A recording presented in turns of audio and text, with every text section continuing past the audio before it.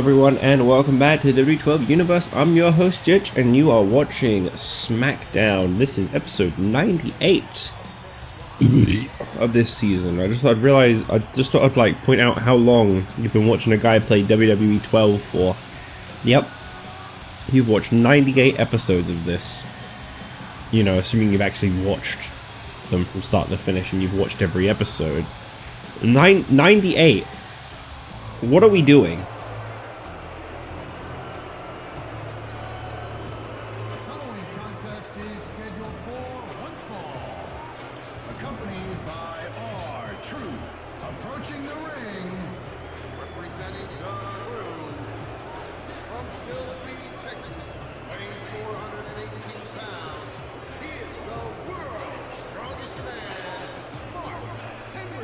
What's more, on top of what I was just saying, because I ain't finished yet, if you've been watching SVR 11 as well, this is your 154th episode. What you doing?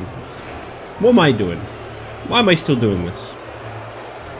I'm not gonna lie, I've actually been enjoying this quite a lot. I just every now and then I just like catch myself getting a little too excited for the future games where the matches will be like infinitely better. But other than that, I really enjoy this.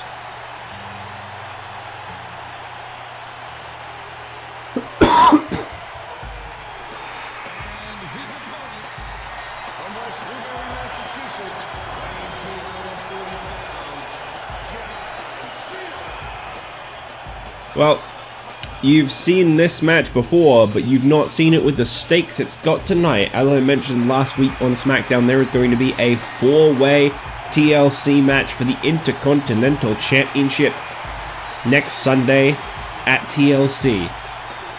So far, we know the playing field is the champion himself, John Morrison, and one challenger, who I believe is Booker T. But I might be wrong, because I don't remember now. I'm pretty sure Booker beat Ray. I could be horribly off on that, but I feel like Booker beat Ray. So tonight, a second crew member could end up being a part of that matchup. Or a former crew member can be a part of that matchup. John Cena and Mark Henry going toe-to-toe with each other for that third spot. And then following this match, immediately afterwards, we've got the fourth and final spot being filled when Eddie Guerrero goes one-on-one with Christian. It'll be an interesting match. You may be wondering to yourself, why is it that everyone from the Survivor Series match was included in these contenders matches besides R-Truth? Well, there's a very simple answer for that. 2 weeks ago, R-Truth was in a contenders match for the Light Heavyweight Championship and he lost that. Losing one contendership for a technically lower ranked championship does not put you in contention for another championship. Let that be a message to you, WWE. Your wrestlers cannot fail to win a contenders match for the Intercontinental Championship and then go straight for the World Championship. That's just not how that works. I'm sure they did that recently. That sounds awfully familiar. I think I just summed up Jinder Mahal's rise to winning a WWE title. You can't just lose loads of matches and then, okay, he's the contender and the champion now.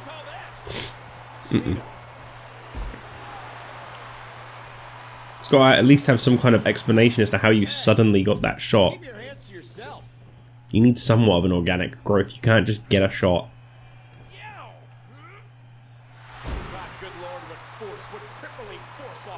That being said, I've probably done that several times myself, so you know. Feel free to point that out.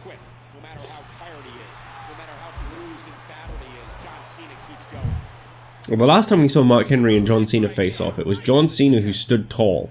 And whilst I think we have a possibility of seeing that again, Mark Henry has been quite wise to bring R-Truth to the table for this match.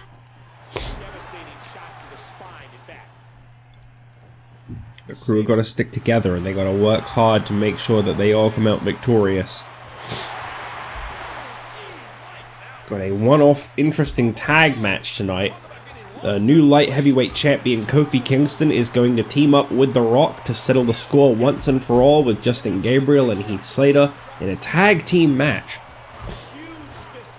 That's going to be very interesting. And then in our main event tonight, the challenge has been issued. John Morrison will defend that Intercontinental Championship just a week and 2 days before the TLC match. He may not even end up being in it. He's going to be defending that Intercontinental Championship in an open challenge for our main event tonight.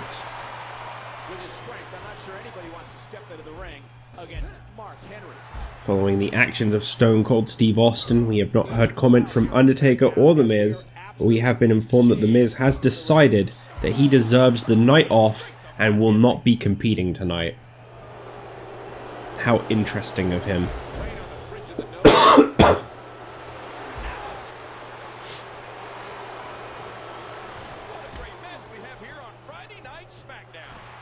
Truly fantastic.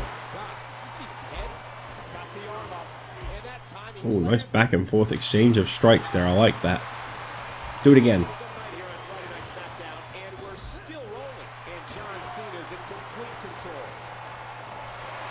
Everyone knows a submission hold when you haven't done that much damage to your opponent is a mistake. John Cena just proved that.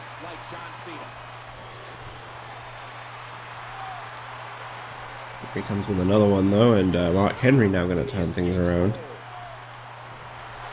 Next week is the go-home week for TLC. And in 2 weeks' time, SmackDown is going to be being replaced. Not permanently, it's a one-night only thing, as we all know, as we have all been able to look at the calendar and tell. Today is, of course, December 8th.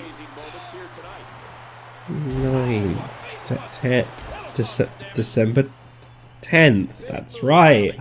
My math was my calendar was slightly off on my my BlackBerry phone from 2010.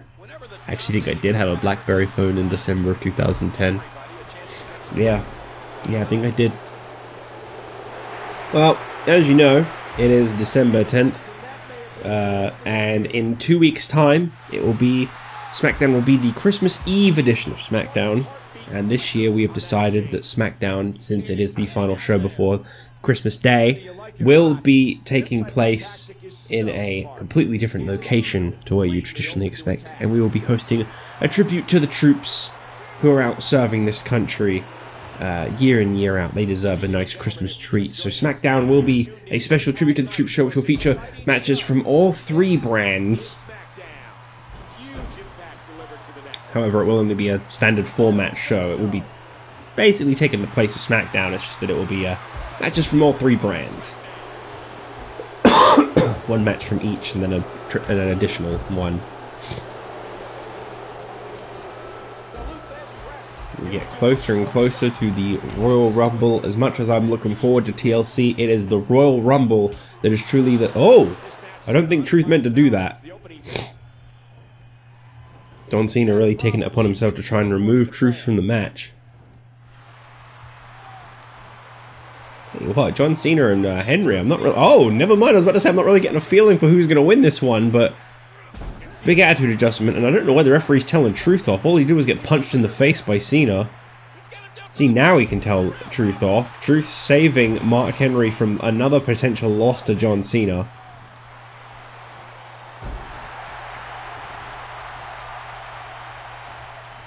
What incredible strength in Mark Henry to be up on his feet and not showing any signs of hurt after taking that attitude adjustment. 300 pounds just crashed down onto that mat. And he seems more motivated than ever as he gets knocked flat down on his back once again. Oh, look out!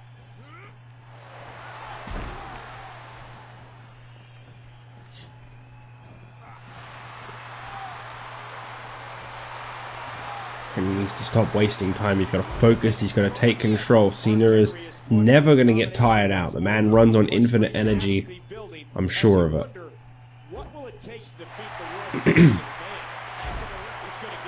Submission hold applied to Mark Henry as he tries to crawl towards the ropes, kicks Cena off.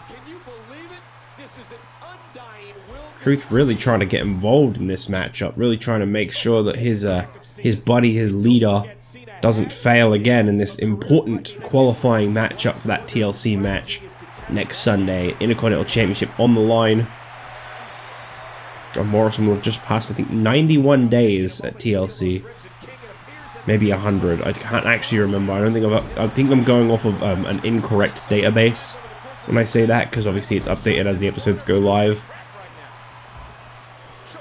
So I think that might actually be wrong.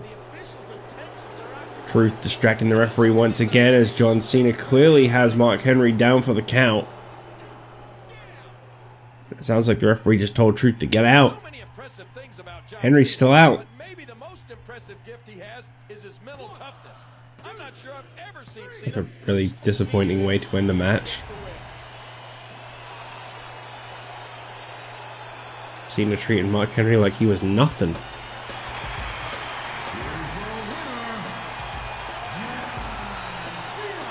Well, for the first time in his career, John Cena is going to compete for the Intercontinental Championship next Sunday in a 4-way TLC match. John Morrison's championship in serious jeopardy. That's if he even manages to make it to TLC with the championship, because he's got that open challenge coming up in our main event tonight. But for now, John Cena is victorious as we move towards our next match of the night. Another qualifier who will fill that fourth and final spot when Christian goes one-on-one with Eddie Guerrero.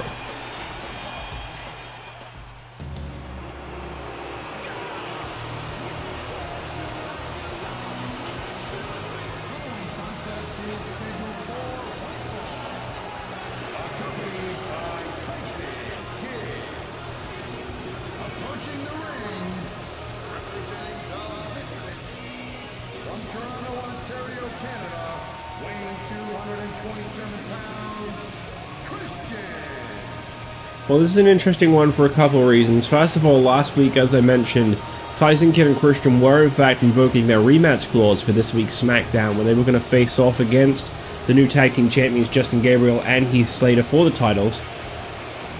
Obviously, that was postponed when Christian was informed that he would be competing in this matchup here tonight. Another title opportunity waiting in the wings for him. Well, better than winning 2 championships in the span of next week. So Tyson Kidd and Christian have delayed their tag team championship rematch until next week on SmackDown. But as for tonight,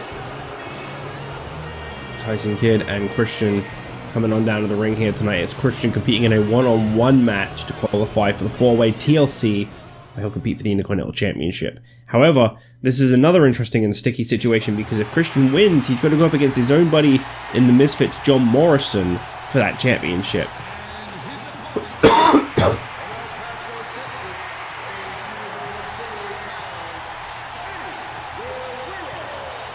Kind of then get left to wonder what actually means more. Does he continue to pursue the Intercontinental Championship? Or is he just there to help make sure Morrison keeps the Intercontinental Championship? Either way, he's going to go through Eddie Guerrero first and foremost, who again has not actually had a singles championship opportunity to my memory. I don't think he's ever actually had a title shot.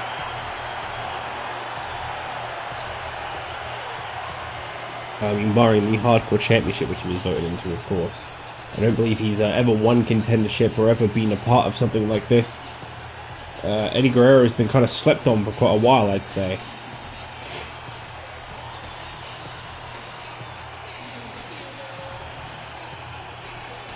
I believe this is going to be my last recording for this week. I recorded last week's SmackDown as well as Raw and ECW this week. I was hoping to record about 5 to 6 episodes, but I think we're going to be able to get those 4 done. So maybe next week when I record again, I won't sound this sick, at least. If there's a pause for a couple days following this episode, that's why. I'm trying my best at the moment to make sure that there's like very little space between. Because I was going through recent uploads today. Every now and then I kind of just like, I just look at certain things. Almost, I'm not sure if it's for motivation or just out of curiosity, but I just kind of catch myself looking through certain things. And there was a span quite recently where I believe it's taken 3 months to get through the last month in the calendar of the game. and a majority of that has been recent, because I'm really trying to step up how often these go up. It has been very, very absent. It's been very slow, and I've been really unhappy with the speed it's been coming out at, because I'm constantly thinking of new ideas. I planned out in my head some pretty big stuff that I had to write down, because I didn't know when it would actually get executed recently. I can't really allude to what it is or what brand or anything like that, but I've been coming up with more ideas again because I've been getting more into doing it, so it's like a really good thing. Like, if I put it down and leave it, that's fine, you know, I'm not like gonna fall into deep depression or anything, but like I won't think about the creative side of things either, obviously. Whereas if I'm constantly at it, if I'm constantly trying to work towards like making this a good show, then I feel like it kind of flows better, because I'm constantly coming up with new ideas in the space in between episodes.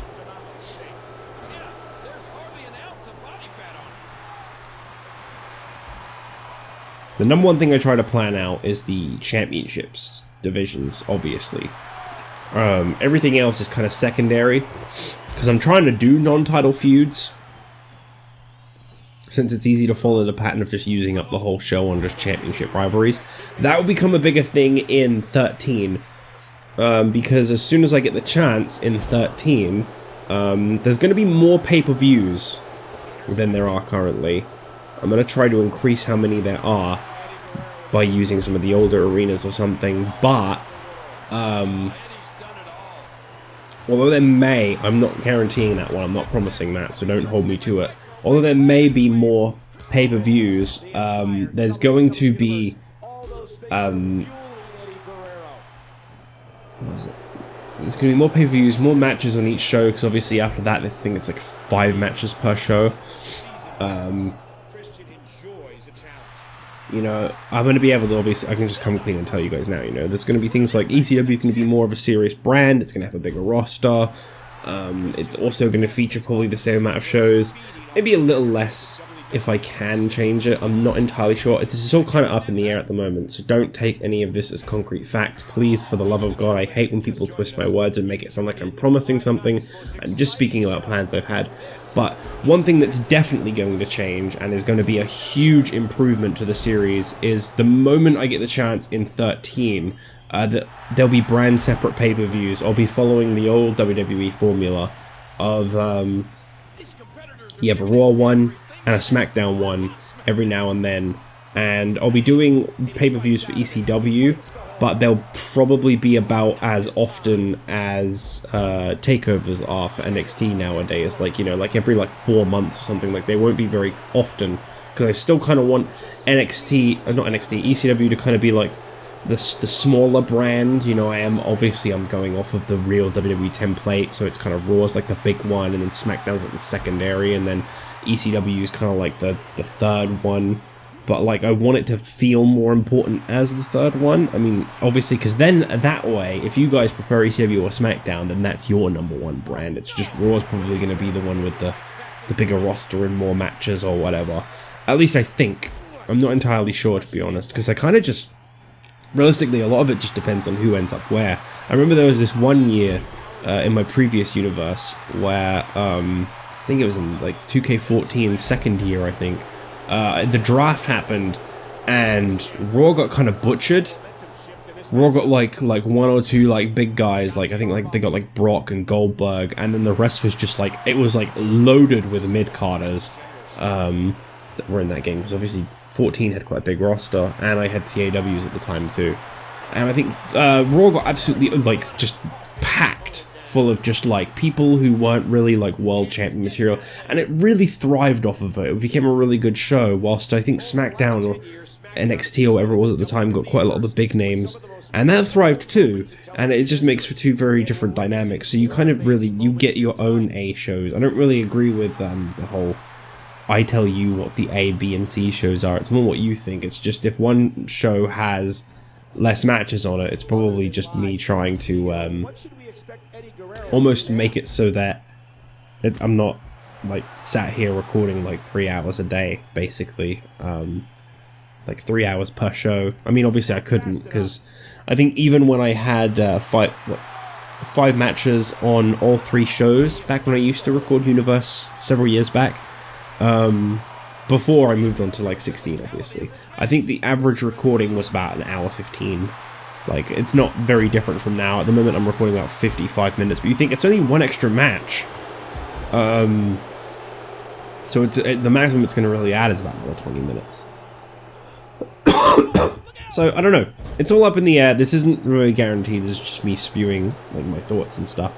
But one thing that's for certain that's really going to make a huge change in 13 is the fact that there's going to be brand separate pay-per-views. And that means that the only shows where you're going to be seeing all 4 people, all 4 brands even, are... I think there's going to be 5 shows a year, because I'm going to go with the WWE formula of...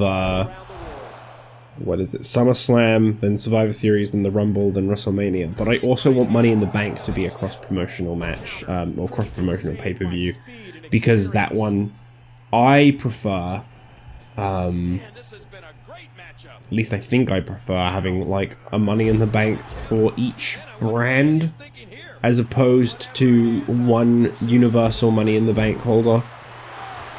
I think it's more suspenseful when you've got just one Money in the Bank holder for sure. But it means you go a very long time on the calendar without the Money in the Bank really looming or being a presence. Whereas if you got 3 people winning it, can be a real difference maker. I don't know. It's just kind of idea. Oh, okay, kill switch. That was out of nowhere. Yes, basically the beginning and the end of that speech was kid, what? Did he get something in his eye or something? What the hell's he doing?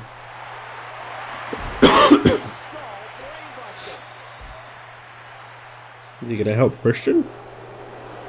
Okay, looks like he's helping Christian as well. I just think Tyson Kidd got a little confused there.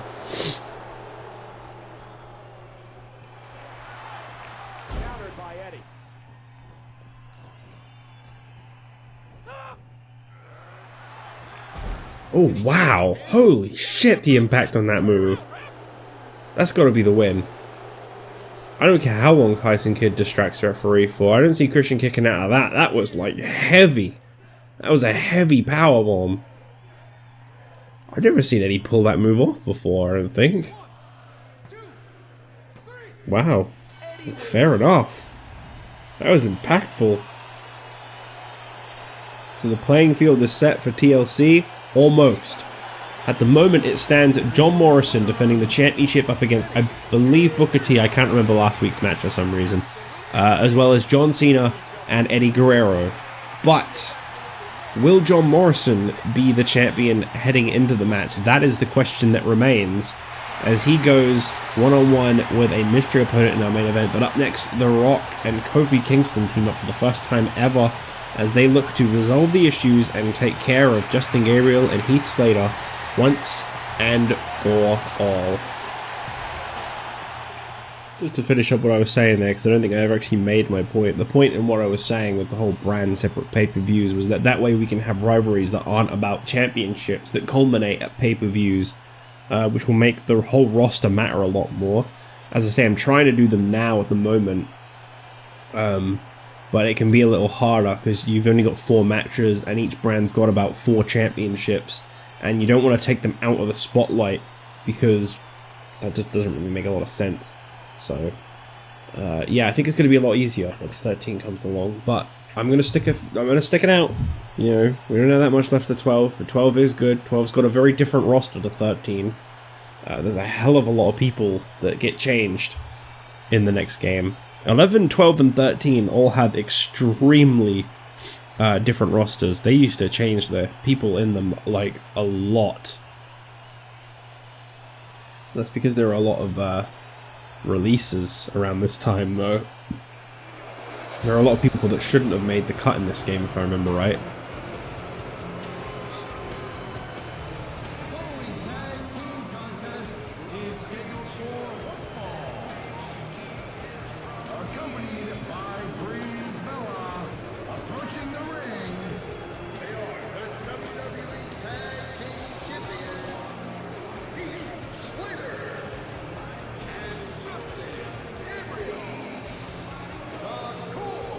That's right, they have now officially declared themselves the Core. Justin Gabriel and Heath Slater call themselves the Core in the sense that they are the central part of Friday nights. They are the core of SmackDown, the heart and soul of this brand. And but they're very proud to be holding those tag team championships. Let's just say that for now. Justin Gabriel, of course, very proud of that one night he had a couple weeks ago. Belt looks damn good with Kofi. Gotta say, I just feel like that really suits him. Kofi Kingston, the new light heavyweight championship, the new light heavyweight championship holder, I should say, or new light heavyweight champion. Either one of those two statements would have made a lot more sense. He's made it. He's done well for himself. This has been a fantastic rise for Kofi Kingston, and he is now in his second reign with that championship. One has to think about a potential championship opportunity down the line for the tag team titles as well. Kofi Kingston could really take a lot away from Justin Gabriel right now, because he's won that light heavyweight championship. And a victory here tonight's got a... Whoa. I just realized the crowd reaction.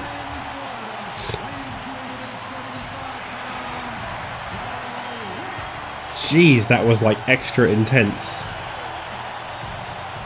In like his hometown or something, I don't always pay attention to that, but like, I don't know, I just felt like that was a pretty nuts reaction. Normally they don't really get me like that in this game.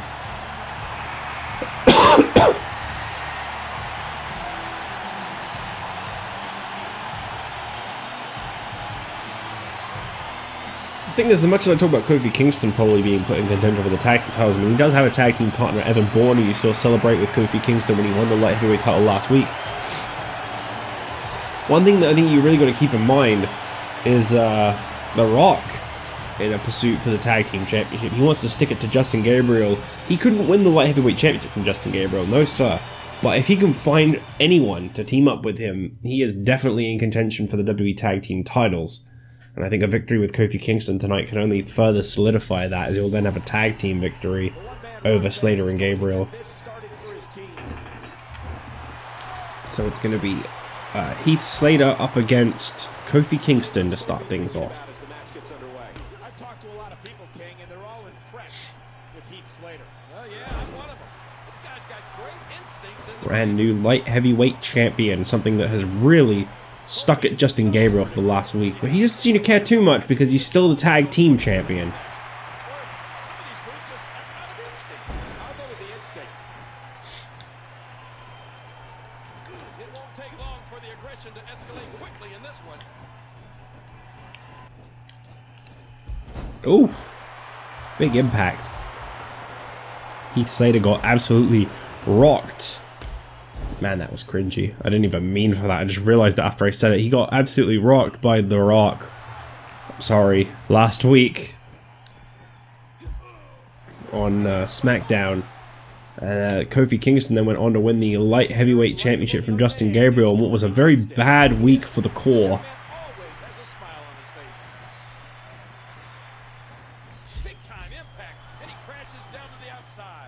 They can turn momentum around a little bit this week.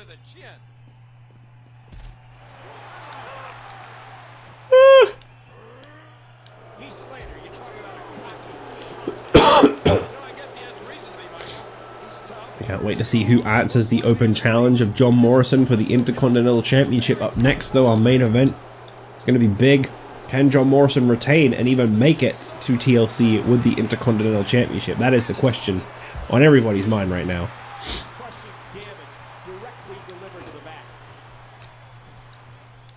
He had to defend that title, and at the moment he's got 3 different contenders, so rather than facing off against any of them in a one-on-one match, Morrison has decided an open challenge is the best approach.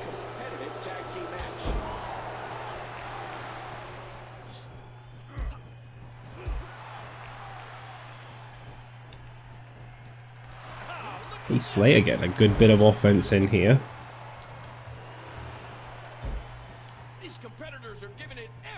Must outweigh Kofi Kingston a little bit. I don't believe Heath Slater is actually eligible for the light heavyweight championship.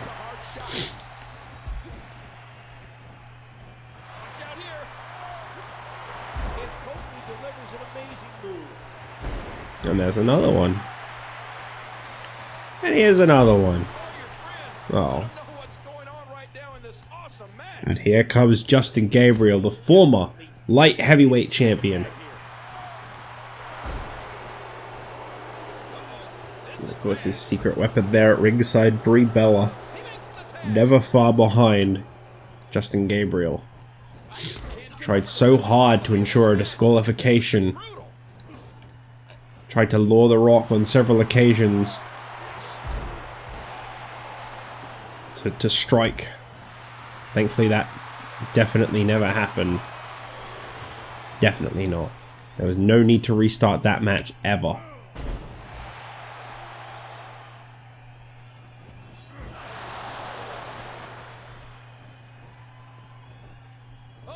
Heath Slater, jeez, okay. Showing us what he's made of.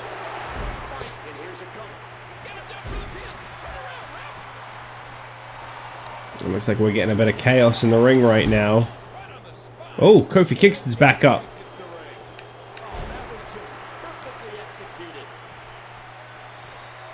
No.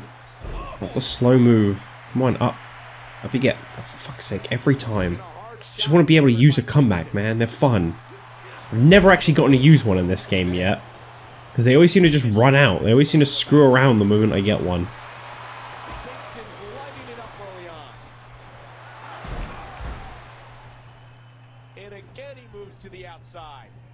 Kofi going up top. Got him with that leg drop. Is that going to be enough to get the job done on Heath Slater? No. Here comes The Rock, who's finally getting his hands on Justin Gabriel, something he has waited a long, long time to be able to do.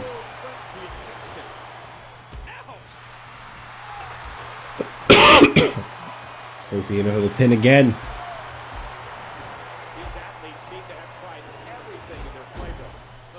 Careful there, Rocky. You're striking a little too aggressively again. You need to be careful.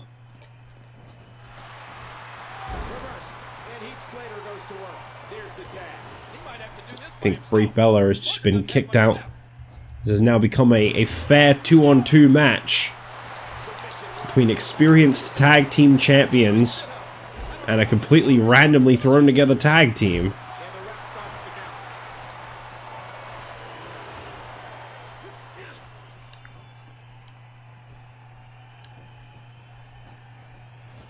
Gabriel sending Kofi into the corner. And it looks like Heath Slater is back in this one. Fresh off the top.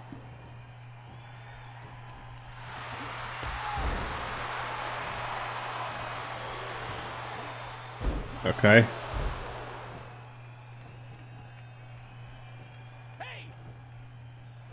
Ooh. Really wound that one up. Why is Slater heading up? Oh, okay. Elbow drop.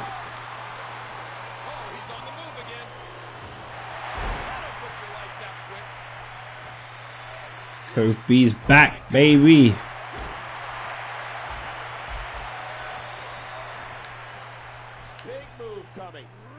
Big move indeed. And here comes Justin Gabriel once again. Big super kick. Straight to Kofi Kingston. Wow, you really don't want to stay in that ring, huh? Yeah, he really doesn't want to stay in that ring.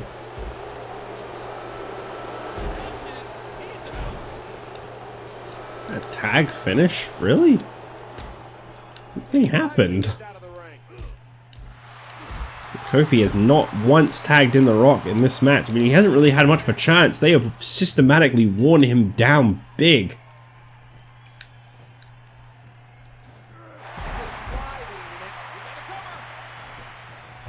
Still managing to kick out though.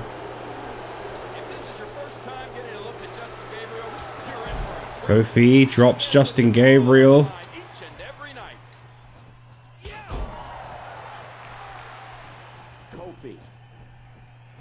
And is it going to finally happen? No. Justin Gabriel made sure of that one.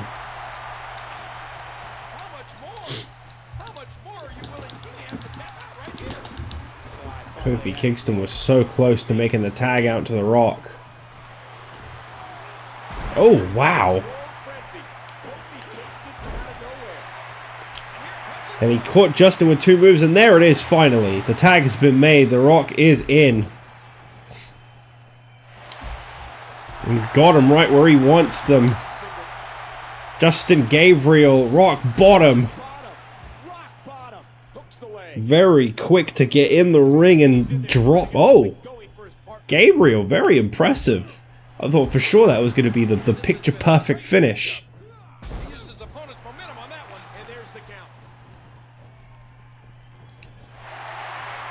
Oh, he got him. Justin Gabriel getting a little smart here.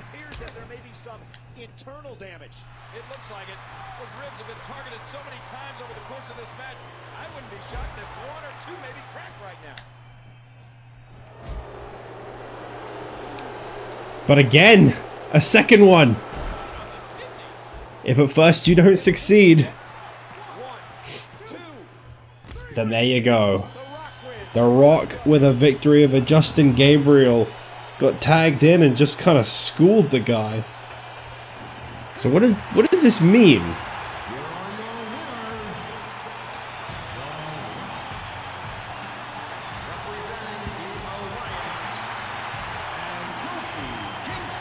These two are not tag team partners. They are not in a team with each other. But they now hold a tag team victory over the tag team champions. One would surely have to think that that puts this odd pairing in contention for the tag team titles for sure. Oh no.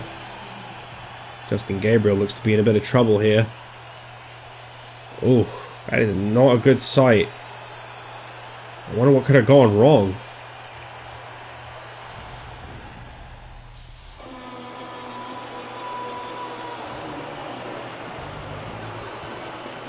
Following contest is for the Intercontinental Championship.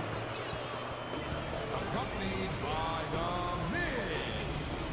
Approaching the ring, representing the Misfit from Los Angeles, California. Weighing 224 pounds, he is the Intercontinental Champion, John Morrison.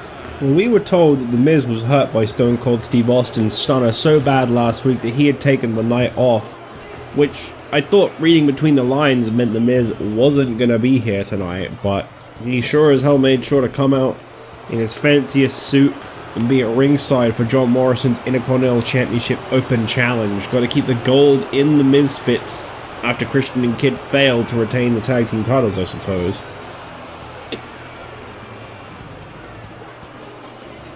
Well, John Morrison has, he's got the Open Challenge going. Is this some kind of setup, or have they really just got an Open Challenge? He had to defend the title eventually, and he's long overdue a defense at this point. Who could he be up against?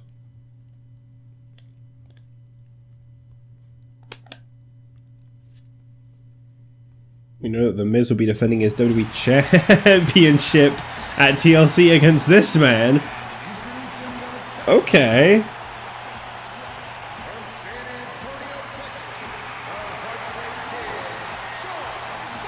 Well, I was just about to say, The Miz has got to defend the WWE Championship against the new #1 contender Shawn Michaels at TLC in a TLC match.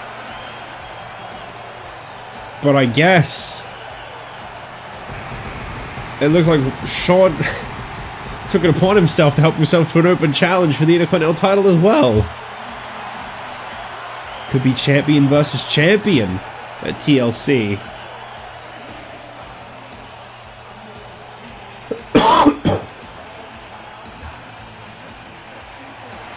The Miz does not look impressed.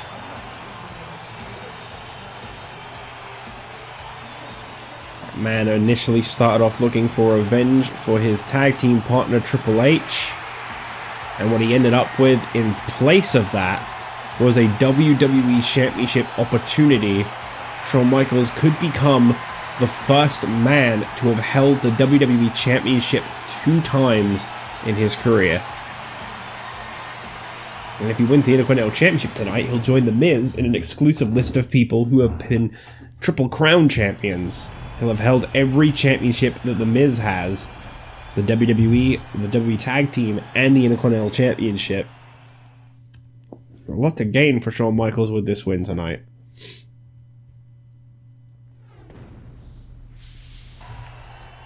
Here we go. One fall to a finish. Pinfall, submission, and Shawn Michaels and John Morrison very quick to tie up. We've seen these two face off before for the Intercontinental Championship. Staring into a mirror, looking back at his past. For Morrison, the dream has to be having a future that can rival that of Michaels. The respect in this one must be off the charts.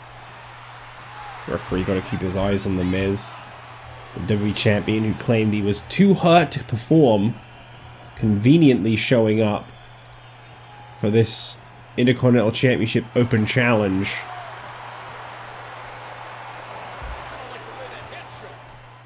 The Heartbreak Kid is feeding. Oh, and throwing one straight at The Miz. I don't know if that's a smart move or not right now. I don't think so. Shawn Michaels sends John Morrison flying into the corner. The chop pointing the chest red and swollen. Oh, big Chops. off the check. Man, I really like that John Morrison attire. John Morrison's a fun one for Superstar Threads, I think.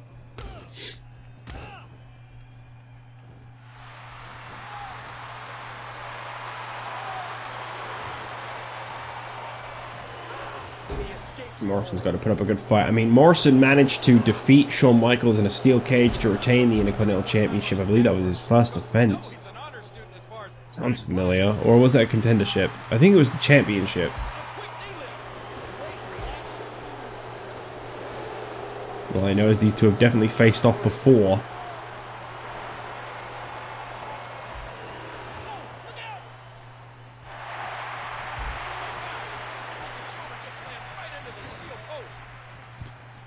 Shawn Michaels coming out, maybe to get his hands on The Miz, but The Miz thinking better of it. Morrison's got him.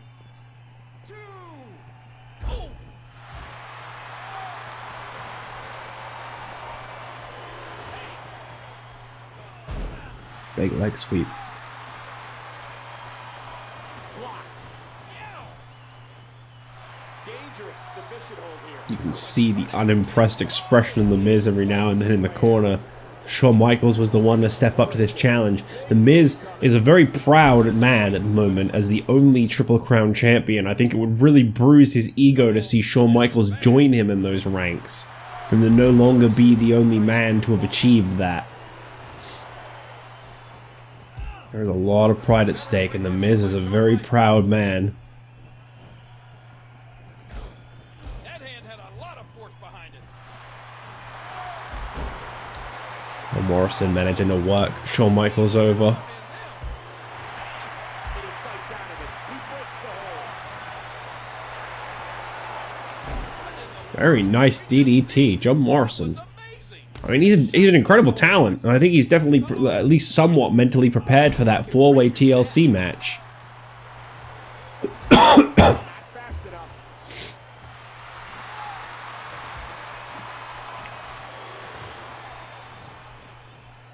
In the corner and now set up there upside down on the top rope. And from here you can't do much of anything. I'm gonna say with the Intercontinental title on the line, John Morrison definitely doesn't seem to be cracking under the pressure right now. And he powers out. Some say the reason The Miz lost to Shawn Michaels a couple weeks ago on SmackDown was because he took Michaels so lightly.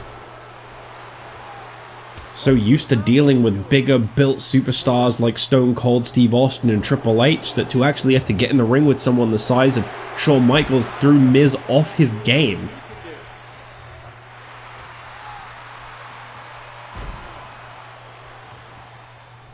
Of course, Michaels has been just determined to try and bring some justice to DX after the injuries that were dealt at the hands of The Miz and the Misfits that took Triple H out of action several weeks back when they were supposed to get their Tag Team Championship rematch.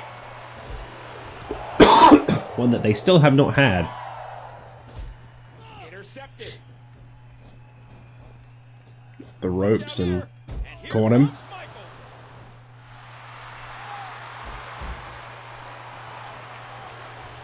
Michaels, a very technically gifted wrestler you're seeing in the ring right now. I'd say this is really any man's game right now. These two have been very evenly matched with each other. A lot of people actually say John Morrison's very much a young Shawn Michaels. Too slow, and Morrison quickly counters it. Look at this. Wow, what a slam to the ground. Morrison's got some nasty thoughts here. He's taking control again. Could be absolutely huge for John Morrison to get a victory over Miz's TLC opponent. However, I feel like it would almost set a rift between Miz and Morrison. I mean, you think about it. If Morrison could beat the man the Miz couldn't, that's going to really dent the ego of the Miz. I don't really think there's a winning situation in this match for the Miz.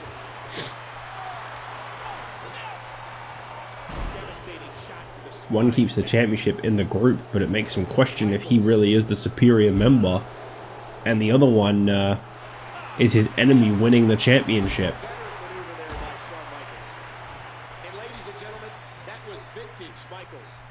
Being shoved.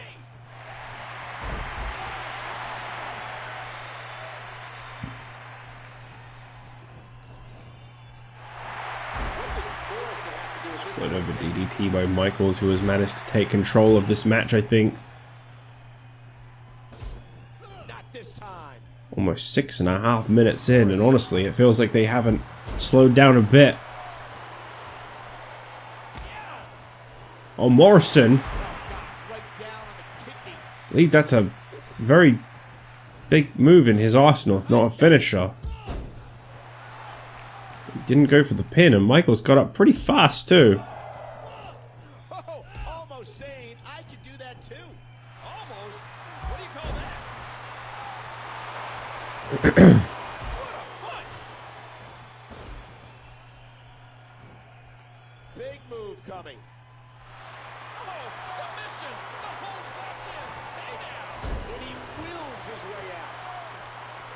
Man, this really is any man's match right now.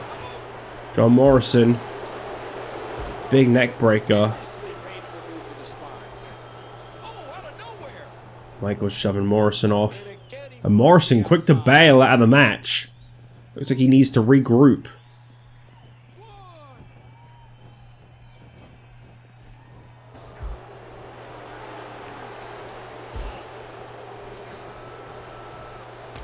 Michaels and Morrison going back and forth. Oh, hang on. Got him with the flip bottom. Is that going to be enough to get the job done? And Michaels Not even close. Not even close.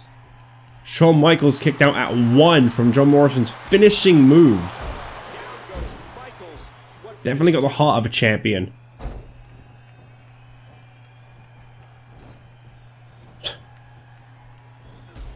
Nice one, Shawn. Had a moment to be in control there, and he kind of blew it. Shawn Michaels seems to be in some real serious trouble. I mean, he may have kicked out of that finishing move, but who knows how much damage that did to him. Whoa, he's measuring. That's it. He's done. Shawn Michaels connecting with the sweet chin music, but John Morrison back to his feet. Move. What a smart move! And the showstopper connects. It looks like Shawn Michaels has lost control of the matchup once again. John Morrison managing to find his way back into this. Intercontinental Championship is on the line. John Morrison now definitely showing some signs of heart, though. The pace of this match has really changed.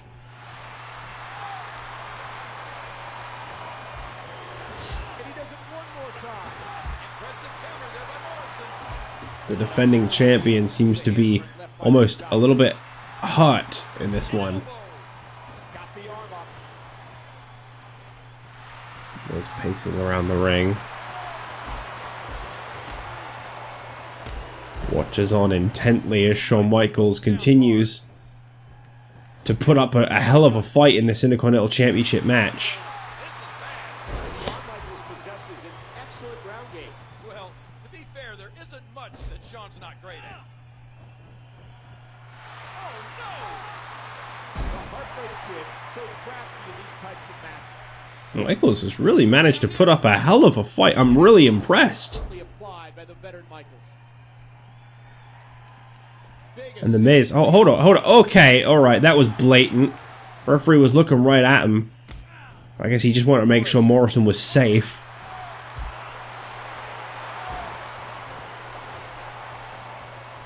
For almost 10 minutes, the Miz had stayed completely out of this one.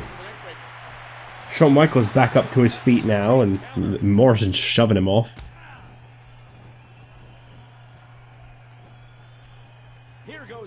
Oh, here we go. Shawn Michaels now kicking into high gear. Shawn Michaels is rolling. Ladies and gentlemen, that was vintage Michaels. What is Michaels gonna do? Oh, look out! Okay, that's not normally what he follows that sequence up with.